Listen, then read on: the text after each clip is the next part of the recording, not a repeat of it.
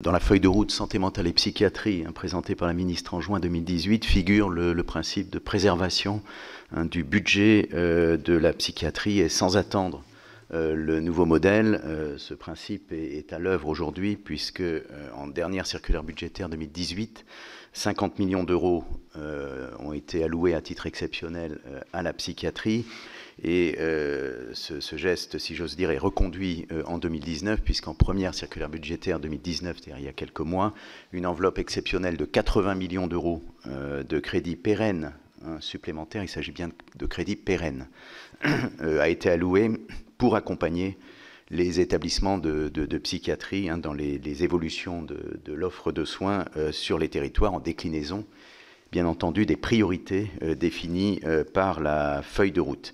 Elle a permis également, cette enveloppe exceptionnelle, d'engager, comme l'a dit le professeur Bellivier, un effort de réduction historique des écarts de financement constatés entre les régions, puisque la moitié de cette enveloppe, soit 40 millions d'euros, a été répartie entre les seules régions sous-dotées. Au regard de la dotation par habitant, la responsabilité populationnelle de la psychiatrie, et également en incluant un critère de précarité, c'est le gradient social qui s'applique.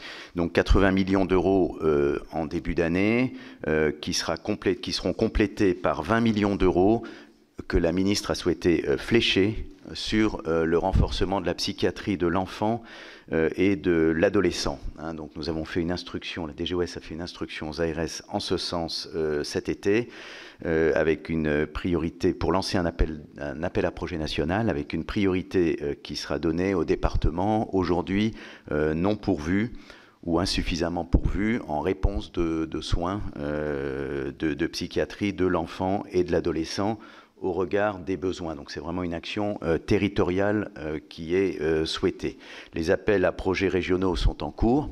La remontée des projets priorisés par les ARS sur la base d'un état des lieux succinct de l'offre territoriale au niveau des régions est attendue pour le 21 octobre et donc cette enveloppe de 20 millions d'euros pourra être allouée ensuite. Par ailleurs, la ministre a également souhaité mettre en place un appel à projet national sur un fonds d'innovation organisationnelle en psychiatrie qui est doté de 10 millions d'euros en 2019. Et ce fonds a vocation à permettre de financer ou d'amorcer le financement de projets innovants, alors tant dans l'organisation que dans la prise en charge proposée, pour répondre aux besoins de transformation de l'offre de soins au service, évidemment, des usagers. Donc là aussi, une instruction des GOS a organisé cet appel à projet cet été. Les ARS effectuent en ce moment une instruction des dossiers remontés par les acteurs, les classes par ordre de priorité, pour le 15 octobre. Et un jury national sera réuni ensuite pour sélectionner les projets retenus. Dans les moyens nouveaux, je citerai assez rapidement un autre vecteur de financement sur lesquels, qui est inclus dans la feuille de route santé mentale et psychiatrie et que nous portons très fortement. C'est le déploiement, et qui est attendu par les usagers, le déploiement des soins de réhabilitation psychosociale dans les territoires.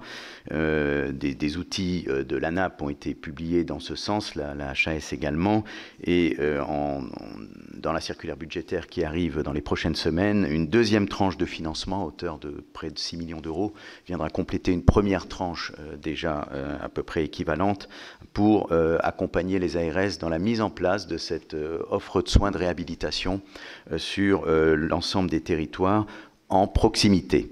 Dans cette prochaine circulaire budgétaire, nous renforçons également les prises en charge ambulatoires. C'est une première étape de renforcement de ces prises en charge au service des personnes. Alors, prise en charge ambulatoire, y compris intensive, qui passe par une mobilité des équipes de psychiatrie. Et ces prises en charge, je le rappelle, font partie intégrante de l'organisation de soins de proximité dans le cadre de la mission de psychiatrie de secteur, pour aller au-devant des personnes et favoriser le maintien de la personne dans son milieu de vie ordinaire et faciliter son insertion sociale et professionnelle. Voilà, 4 millions d'euros seront alloués dès cette circulaire budgétaire, et par ailleurs une mission IGAS et est engagé à la demande de la ministre sur le fonctionnement des CMP, afin de fluidifier ce fonctionnement et fluidifier le parcours de prise en charge de soins des personnes. L'objectif aujourd'hui étant l'accessibilité aux soins sur l'ensemble des territoires.